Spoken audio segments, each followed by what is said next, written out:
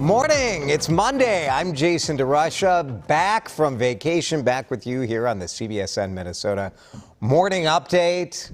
I missed you guys. I mean, it was nice sleeping in, I'm not going to lie. Although I didn't sleep in that much. We were in LA visiting Disneyland and California Adventure plus Hollywood. It was terrific. Nice to have family vacation. Hope you get a chance to get away with your family, even if you're getting away close to home. Sometime this summer. Helps make you feel refreshed, I think. Let's get you up to date on the weather. I went away for a week and the weather didn't change at all. It's still hot and miserable.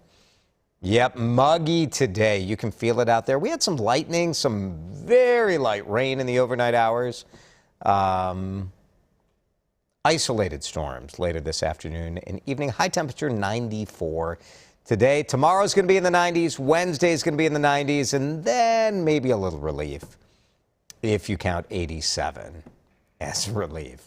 Let's talk about this. We had a moment during our morning show today. Heather Brown and I had a little bit of a discussion about Jeff Bezos, who went to space last week. Maybe you had his cowboy hat on. No bigger cowboy than Mr. Amazon.com. But according to the Federal Aviation Administration, he is not an astronaut. So July 20th, the same day that he blasted off in this interestingly shaped rocket, the agency, some bureaucrats said, you know what? Sick and tired of you, Bezos. Sick and tired of these rich guys going into outer space. They said, well, if you want a commercial space astronaut wings badge, which who doesn't? The rules require that the passenger's flight activities were essential to public safety or contributed to human space flight safety. So since the Blue Origin spacecraft was fully automated, there's no one piloting the ship on board. So technically, none of them are astronauts. Our question to you, Jeff Bezos, astronaut or not? He went into outer space. That feels astronaut-y. Jeff Bezos. Is he an astronaut? Is he not? Why or why not? I do the weather every morning here on the 734 CBSN Minnesota Morning Update. Am I a meteorologist? Some say yes. If you say some say, you can say whatever you want. Leave a comment on Facebook. We will share some of your thoughts in just a moment. Oh, this is a heartbreaking story of two young men killed in a car crash, one of whom was the son of the head men's hockey coach for the University of Minnesota Gophers. The U of M confirms Bob Motzko's son, Mac, was killed in a crash on Saturday. He was 20, played in several hockey teams throughout his life. One remembered him as, quote, a great captain, an outstanding teammate, outstanding player, fantastic teammate. Mac was one of two who died in this crash. The name of the other victim has not been released yet, but he was just 24 years old. Now, when you hear that two people in their 20s were killed in a car crash, you might think that, you know, oh, were they drinking or what were they doing? No, they were passengers. They're in the back seat. The driver of the car was 51. He was critically hurt. So a lot of questions here. Police saying speed and alcohol appear to be a factor in the crash. This near Lake Minnetonka. What happened? Who was driving? Lots of questions. We expect to learn more today. Bob posted this about his son. Our hearts are shattered, as you'd imagine, by the loss of our Mac. No bigger heart or young man loved than this kid. Thanks to everybody who reached out. He is my hero. Very sad story, and we'll learn more about this today. This is a pretty cool story from a small Minnesota town where a community came together to help fight this big fire. This in Clinton, right near the South Dakota border.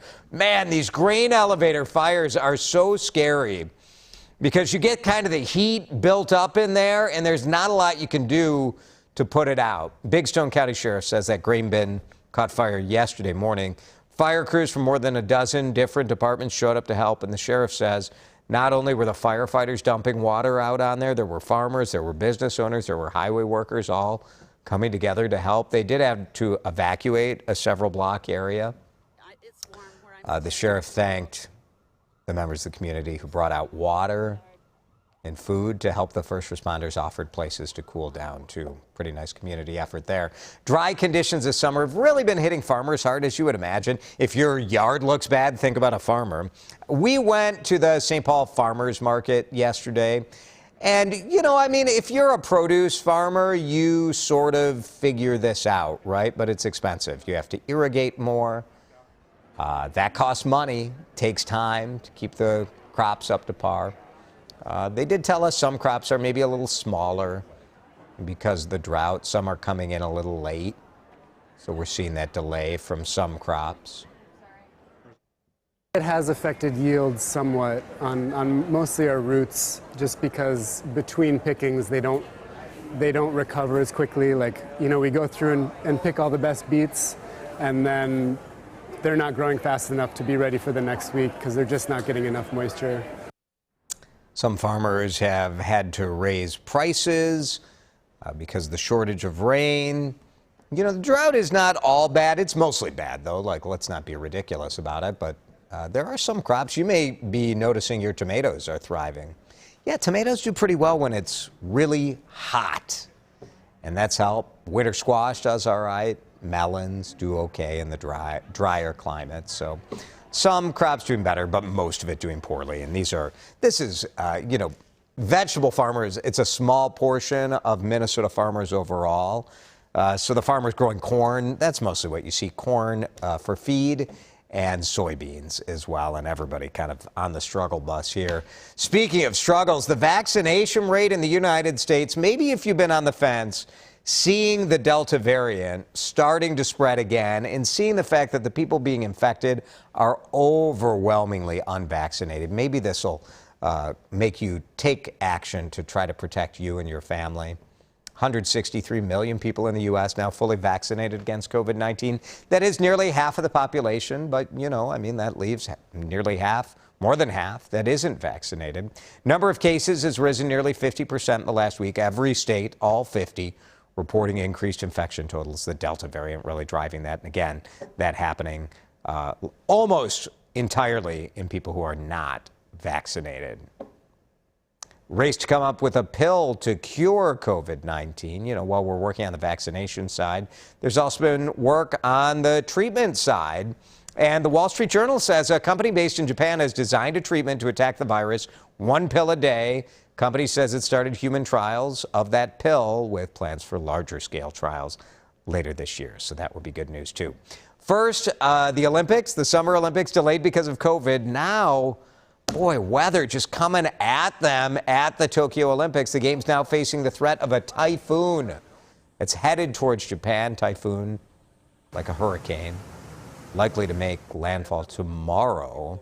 So Olympic organizers have been talking with the individual sports about changing event programs or schedules. They're watching that. Women's gymnastics, St. Paul's SUNY Lee does have a shot at bringing home 4 Olympic medals. Lee was the superstar for the U.S. women's gymnastics team. Qualified for the finals in the all-around, the uneven bars, the beam, and then the team finals, of course. Grace McCallum from Isanti. She did well. Also hoping to be a part of bringing home the gold for Team USA. They start fresh, so they're kind of, I mean, they did great, but Russia, kind of a throwback to like when I was younger, right? When you had the Russian gymnasts against the American gymnasts. So in Russia, they're hoping for what they're calling a miracle on the mat to take down the U.S., but we believe in our young women that they're going to kind of get it together for the finals of the Olympics. Let's get back to our conversation today about Jeff Bezos, astronaut or not. I am very amused at these FAA bureaucrats saying, like, we're going to change the rules or clarify the rules the morning that Bezos goes up. Do we think Bezos cares about, like, not getting his wings from the... I mean, Jeff Bezos, there are probably 47 Amazon retailers selling these wings. He can get whatever he wants. Here's what Todd says. I consider an astronaut to have training as an astronaut, not just along for the ride. Makes sense. Thanks, Todd. Here's Jenny. Nah, he's not an astronaut. He's a businessman who took a flight to space. I mean, I always thought, like, if you blasted off to space, you're an astronaut. But maybe you're just a passenger. Maybe that's a better way to think about it. Just a rich dude trying to buy a title earned by others. As amused as I am by kind of the attitude of like we hate like eat the rich, it's kind of an eat the rich attitude. It is still like it's pretty cool, right? Like, isn't that cool? I think it's cool. He's not an astronaut. Astronaut is somebody trained, equipped, and deployed by NASA to serve as a commander or crew member. He was neither. Yeah, that's interesting. Like, is astronaut, I mean, obviously it could be a foreign space agency, but like if you work for SpaceX, you're not NASA, I think you'd still be an astronaut. I think the real question here is, are they really in outer space? Like, they're on the edge of it. Like, where's the boundary? Does it count? I say count it, but you know, I'm a giver. Thank you, Bradley. Here's Pam. No, I don't think so, but it was nice. They could experience going into space. Yeah, maybe Pam's right. You guys are pretty unified on this one. Andrew Spencer, Bezos, no. Wally Funk, earned it. Yeah, maybe so, right? Wally, that was pretty cool. That was a cool part of it. Doesn't that make you feel a little better about Bezos? Brought Wally along, that was pretty cool. All right, I guess we've ruled. I think the people have spoken. The people have spoken. That's what we're all about here on the CBSN Minnesota Morning Update. It's good to be back with you. Thanks for joining us. We'll see you again here tomorrow, same time, right here on CBSN Minnesota, Facebook, Twitter, wherever you're looking for your news update. We're here for you at CCO. Have a great day.